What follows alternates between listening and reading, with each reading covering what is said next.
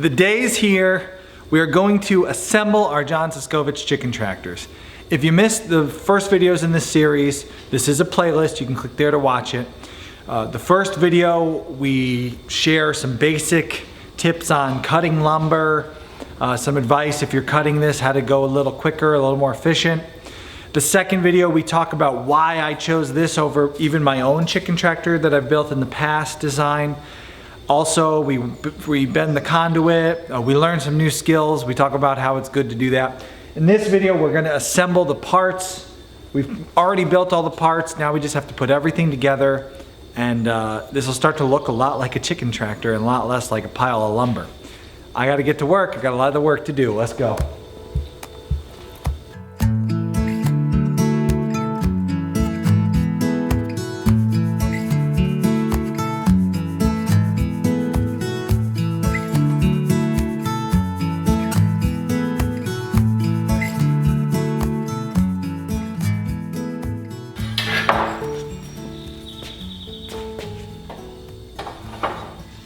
This step is a bit challenging, attaching these to the structure. I've seen other people in other videos talk about drilling holes and putting that into the holes there. That is an option. I just worry about drilling such a big hole within my 2x4. I might try it on one of the chicken tractors instead of drilling through the side, because I don't feel like the screws that I'm using are long enough and strong enough to really hold this thing in. The other thing I'm wondering is if you wouldn't take one of those, you can get like a little clamp that goes around this to secure it to a wall. We have them right in here in the workshop, and I'm wondering if that on the outside wouldn't help hold it in place better. But I'm going to show you the tools that I'm using. These tools are not talked about in the book as something you would need, but I'm finding it very helpful for doing it the way that John shows in the book.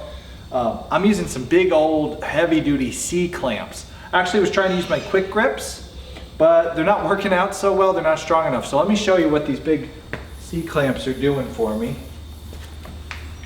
These are not in the list of tools you'll need to do this job, but if you do enough jobs on the homestead, a pair of quick grips and C-clamps are worth purchasing anyway. So I would say just, you know what? If this is your first big homestead project, get a pair and you'll use them.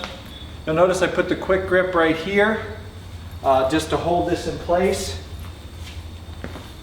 Now I'm going to go over to this side with a big old heavy duty C-clamp. The nice thing about this is if you have not done a perfect 45-degree angle on these, which is the case for me, this will kind of bend it to fit the chicken tractor. It's very strong. So now I'm going to put this on over here. I'm putting the outside of the C-clamp, which has more surface area and no give to it. I'm putting that on the pipe, and I'm kind of like using that to almost straighten the pipe. And I'm twisting this on really, really strong. That just kind of, as you can see, it takes that gap right out of that space. You have to make sure when you put this clamp on to leave room to drill there. If you cover it completely with the clamp, you won't be able to drill it.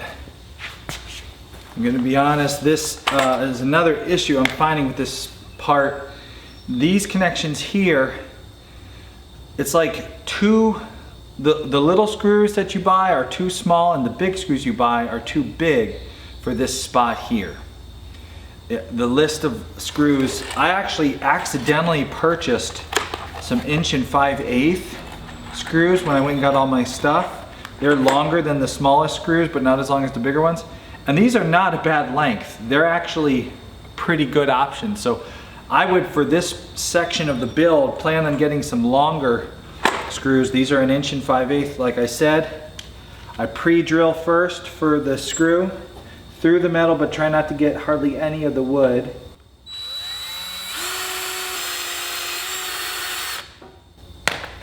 Okay, there's that. I'm going to take this impact driver with the longer screw and sock it in. With an impact driver, don't over tighten or you'll strip it out. So now I'm going to go do the other side. Before I put the second one in here and take the clamp off, I'm going to go put the other one in, and then we'll come back here and do the second one. But I got to make sure that that one's insecure before I do the top one here.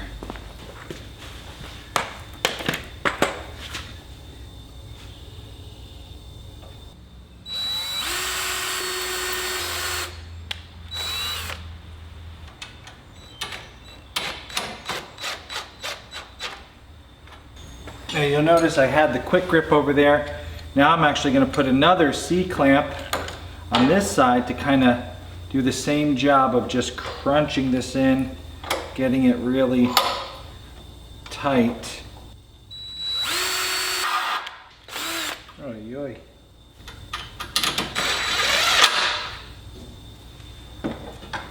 Now I'll go back to the other side and put the last one in. I have to loosen this clamp, but I can bring it to the other side, kind of get it out of my way. Do the same thing I've been doing.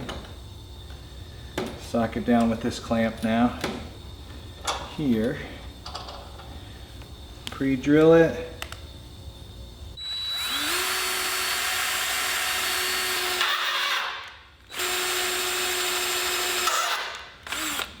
And there we go. That's how I'm connecting these. Is that the right way? Is it the best way? I don't know. One of the things you'll notice, up to this point, I have been building 3 of these at the same time. I'm building 3. I've been doing everything in, like, I do 3 groups of cuts, 3 groups of, chiseling out the lap joints. I've deviated from that now. I realized it would have been better for me to build my first one all the way through, figure out everything that I would do different, and then do the last 2. There are a few things that I did in bulk. For example, cutting the lap joints. The way I measured them didn't play out just perfectly. So they're a little bit off because I measured from both ends to the joint. They're just a hair off the D and the E pieces. Don't even know how to explain that any better. I know it's not really helpful. But I would, instead of measuring from the ends in on the piece that's 10 feet long, which I believe is piece D, piece D is actually 10.5 inches because 2 by 10 is a little bit longer than 10 inches, or 10 feet, sorry. It's very confusing. So I might actually cut that to an exact 10. Then those measurements would have played out right. The point is, I think if I had built one all the way through, taken notes on like this, I would change, do this different, do this, and then go back and build the next 2, it would have been better. So at this point, I'm doing that. I'm building just one, I'm finishing one, and then I'm gonna say to myself, okay, what would I change about that? And then I'll change it in the next 2. And of course, I'll share in upcoming videos if I change anything else, if anything else makes life easier. We have one more to put on here, and then we can start wrapping this thing, and I mean, we're getting close. This is really exciting.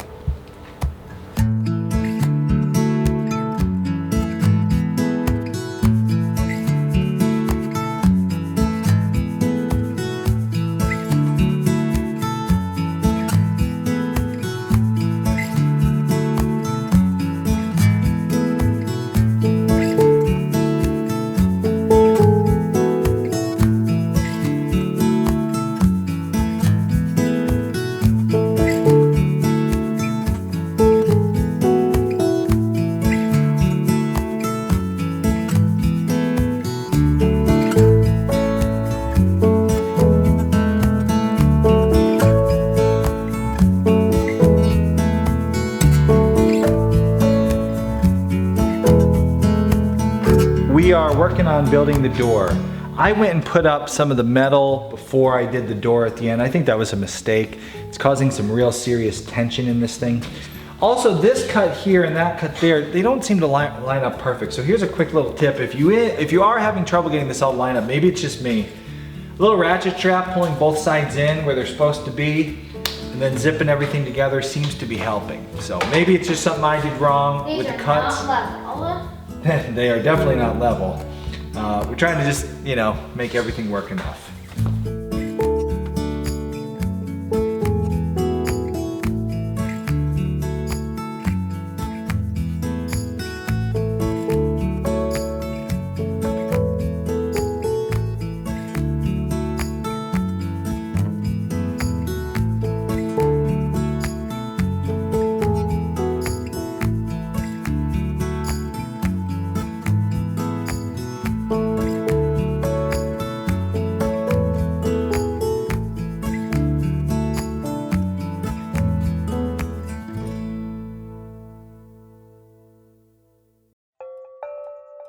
We're gonna keep building this chicken tractor, but it's time for the Homesteady Camel Train shout out.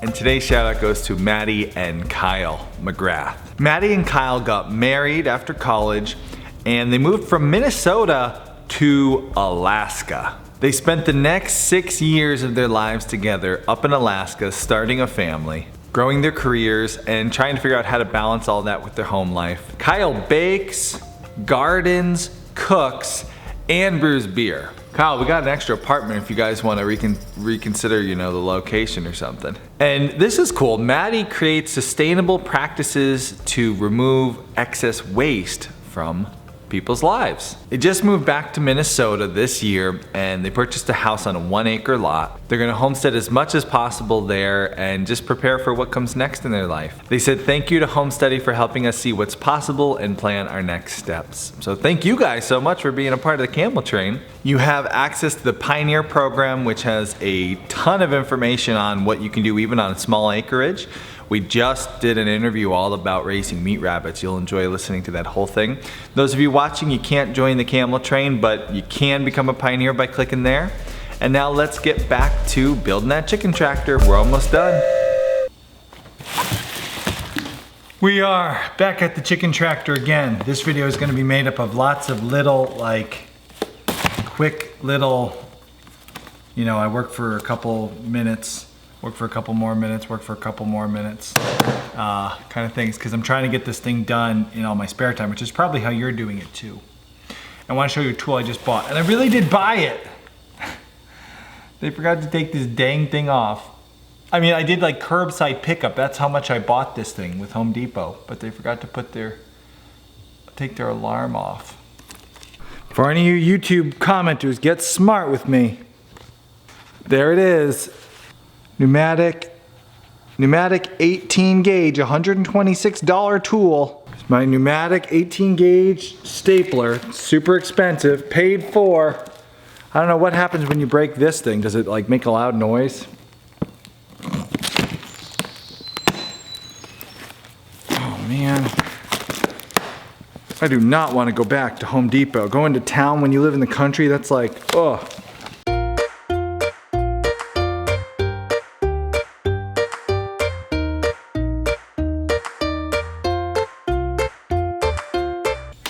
Yay! We broke it.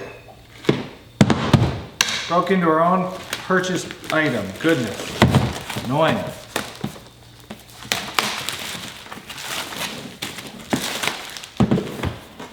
There we go. For those of you who are like, why would you buy a pneumatic stapler for so much money? It is a very expensive tool. There are cheaper ones you can find. I find with the Homestead, if you just buy the good tool first, it will last forever. And I work with chicken wire and all this other stuff a lot. So it was worth it for me. It might be worth it for you to buy the DeWalt pneumatic stapler. You might want a hand stapler. Wow, look at that fancy thing. It's like a little mini nail gun. Let's do it. The reason I got this is because I have to staple on 100 feet of this chicken wire. It's a nightmare to work with, and I've done it with the hand stapler before and it doesn't work great. And it definitely doesn't work great when you do it working vertically. If you have something down on your table and you can push and go like that, then it will work. But if you're working like I'm about to on the chicken tractor and it's up high, you're gonna wanna get yourself a pneumatic stapler. So let's make sure I have the right hose connections and I'm ready to rock, and then we're gonna put hardware cloth on the bottom of this, finish the chicken wire, and then I'm gonna have a done chicken tractor, not a moment too soon, because I have 80 chicks that gotta go into it, and then I gotta have another one ready in another week, so when those 80 chicks are too big to all be in that one, I can split them in half, and then I still have to make another one, which I can put my rabbits in. So I gotta get this done.